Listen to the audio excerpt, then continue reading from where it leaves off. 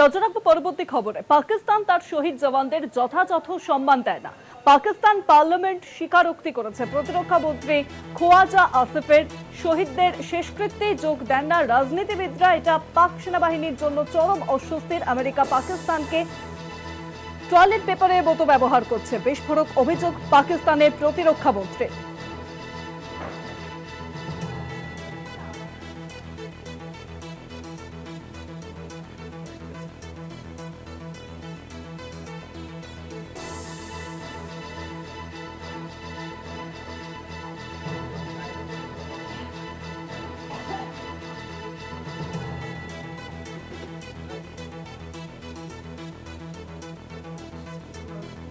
আর বিস্তারিত বিষয়ে জানাবেন এখন নিউজরুম থেকে রয়েছেন প্রতিনিধি অঙ্কুর ভট্টাচার্য। অঙ্কুরদা, দেখো শুভাঙ্গী, এই পাকিস্তানের প্রতিরক্ষা মন্ত্রী খোয়াজা আসিফ এর আগেও তিনি বিস্ফোরক মন্তব্য করেছিলেন। তিনি বলেছিলেন যে আমেরিকা থেকে ব্রিটেন বারংবার পাকিস্তানকে ব্যবহার করেছে সন্ত্রাসবাদীদের মদদ দেওয়ার জন্য, তাদের অস্ত্র যোগানোর জন্য।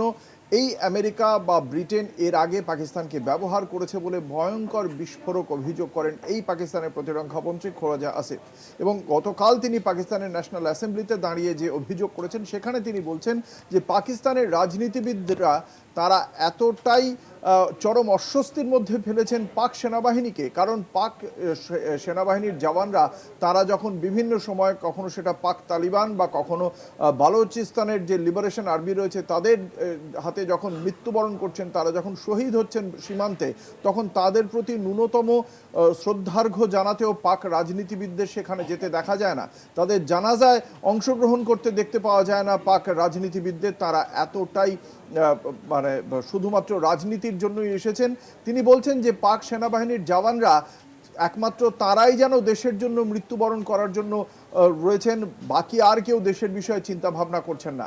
একই সঙ্গে তার বক্তব্য, 1999 পর থেকে পাকিস্তানকে টয়লেট পেপারের মতো ব্যবহার করেছে আমেরিকা। এই ভয়ঙ্কর অভিযোগ তার মুখে। তিনি বলছেন যে একদিকে যেমন তালিবানদের বিরুদ্ধে পাকিস্তান যাতে যুদ্ধ করে সেটাকে চেয়েছিল আমেরিকা, পাকিস্তান তাই করেছিল। লাদেনের সময়ের ঘটনা এবং তার পরবর্তী সময় পাকিস্তান যেভাবে সন্ত্রাসবাদীদের মদদ দিয়েছে, পুরো বিষয়টি আমেরিকার নির্দেশে হয়েছে এবং পাকিস্তানকে সম্পূর্ণ ব্যবহার করার পর পাকিস্তানকে টয়লেট পেপারের মতোই ছুঁড়ে ফেলে দিয়েছে আমেরিকা।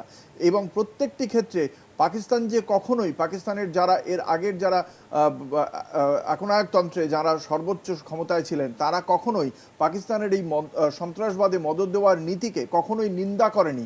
এই বিষয়টিও পাকিস্তানের অত্যন্ত খারাপ বলেই একেবারে সংসদে দাঁড়িয়ে পাকিস্তানের প্রতিরক্ষা মন্ত্রী বলছেন, যা অবশ্যই পাকিস্তানের সরকারকেও যথেষ্ট অস্বস্তিতে ফেলেছে। শুভাঙ্গী, আমরা কি বলেছেন পাকিস্তানের প্রতিরক্ষা মন্ত্রী খোয়াজা আসিফ, আমরা একবার শোনাবো দর্শকদের।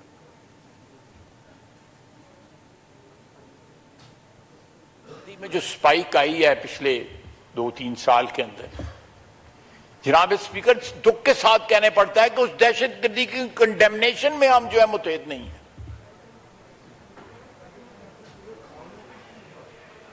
क्या वो जो बच्चे, चाहे वो जवान हैं या ऑफिसर्स हैं पाकिस्तान आर्मी के, आर्म फोर्सेस के, वो किस कॉज के लिए जान दे रहे हैं?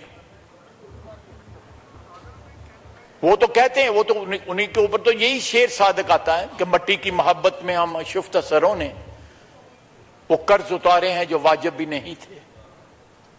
क्या बाकी सारी कौम के ऊपर वो कर्ज वाजिब नहीं है? सिर्फ उन पे वाजिब है जो अपनी जान जो है निछावर कर रहे हैं पाकिस्तान के ऊपर। जनाब स्पीकर, ये सोचने का मुकाम है कि हम अपने सियासी मफाद, मैं खुदा की कसम किसी को ब्लेम नहीं कर रहा, अपने सियासी मफादात को प्रोटेक्ट करने के लिए अपने पैठी, अपने जो गोल्स जो हैं इक्तदार के हसूल के लिए, हम उनके जनाजों में भी नहीं जाते।